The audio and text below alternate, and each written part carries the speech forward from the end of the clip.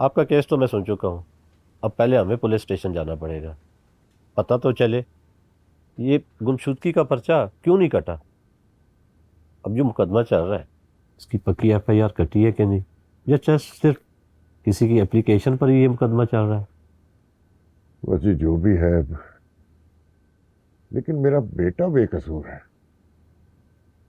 देखिए जी, ये तो वहां जाके ही पता चलेगा। अरे वकील साहब,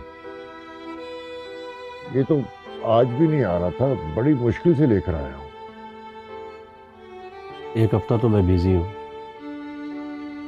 आप परेशान न हो, मैं देख लेता हूँ इंशाल्लाह। अच्छा, इजाजत है।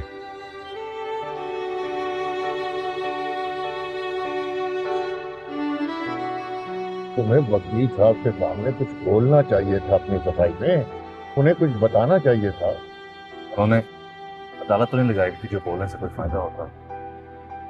तुम्हारे अंदाज से तो ऐसा लग रहा था कि जैसे तुम अदालत में भी कुछ बोलना नहीं चाहते। मैं वहां बोलूंगा, बल्कि अपना जुर्म तस्लीम करूं और कहूंगा जो सजा बनती है मुझे दें। कम से कम जेल में तो दुनिया के सवाल नहीं होंगे ना। दिमाग खराब हो गया तुम्हारा।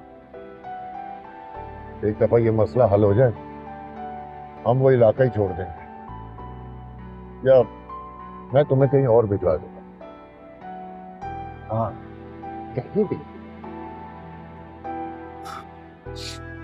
फिर कोई ऐसी जगह ढूंढे जहां मुझे कोई जानता ना हो, जहां कोई याद, कोई माजी ना आ सके।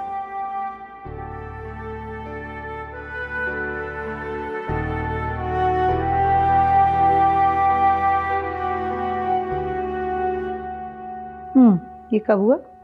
परसों रात की बात है। छोटे साहिब ने अपने रूम में बुलाया और कहा मेरा सारा सामान पुराने रूम में शिफ्ट कर दो। मुझे तो पता ही नहीं चला। हालांकि मैं फजर पे उठी हुई थी, लेकिन मुझे तो कोई आवाज नहीं आई। साहिब लोगों के अलहदा होते ही नौकरों में आपस में बातें होने लगी थी।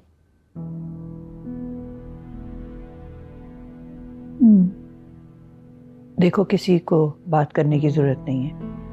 सारे मेरे पुराने मुलाजिम हैं, वफादार हैं। आपस में कोई बात ना करे।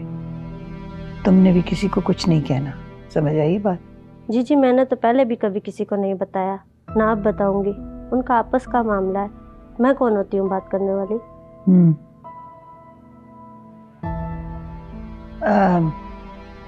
किचन में जाके देखो क्या पक रहा है।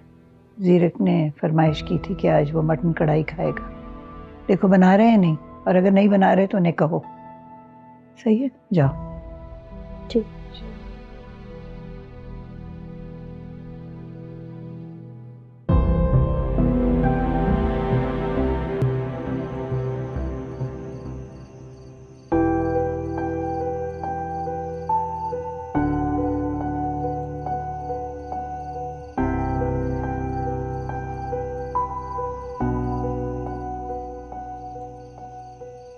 अस्सलाम वालेकुम। माशाल्लाह माशाल्लाह, अल्लाह खुश रखे। क्या बात है दादू, आज इतना वार्म वेलकम? क्यों नहीं, तुम दोनों को साथ देख के बहुत खुशी हो रही है। मेरे दिल से दुआ निकलती है। जब तुम दोनों साथ नहीं थे, मैंने किसी को नहीं बताया था, लेकिन मेरे दिल में बहुत तकलीफ हो रहती थी। अब तुम दोनों इकट्ठे हो तो दिली खुशी होती है। अल्लाह हमेशा खुश रखे। दादू, पहले भी आपकी बहू का फैसला था और इस बार भी मुबारकबाद के हकदार यही है।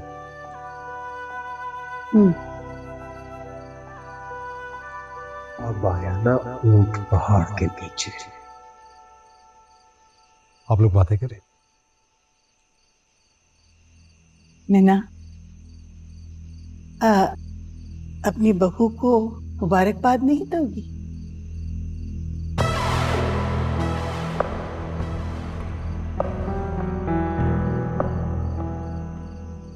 आप दे रही हैं ना मुबारकबाद, काफी है।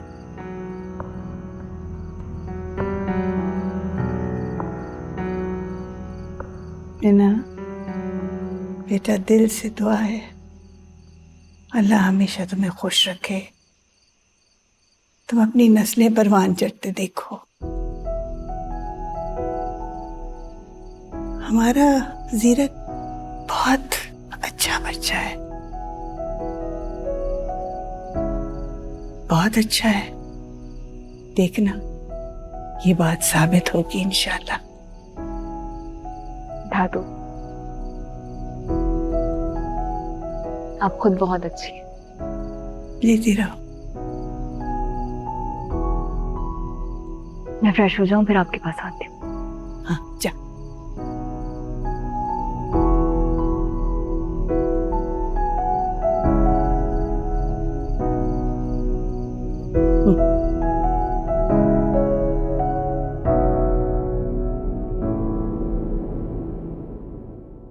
दादो को इतनी खुशी होगी मुझे अंदाजा नहीं था। अगर ऐसा ही था तो मैं ये बहुत पहले कर लेता। बहुत मासूम है बेचारी, हकीकत का अंदाजा नहीं है उन्हें।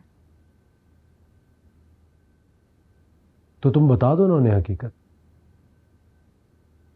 फिर शायद उनकी दुआओं का रुख किसी और तरफ हो जाए। मैं चुप हूं इसलिए ज्यादा फैलने की जरूरत नहीं है। क्यों?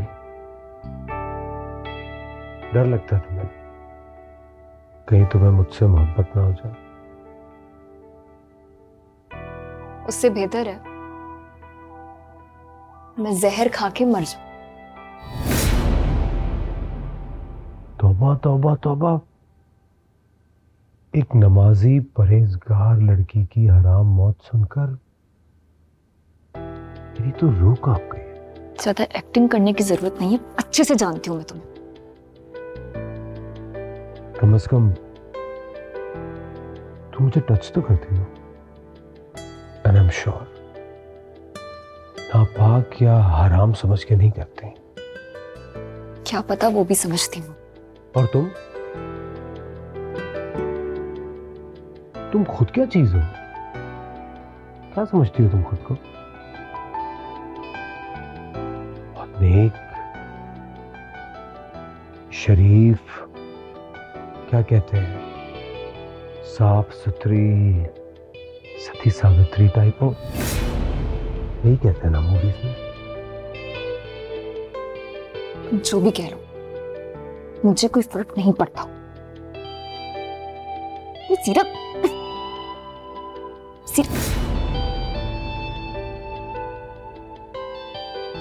अगर ये तुम्हारा रोमांस खत्म हो गया तो ऑफिस चले। बहुत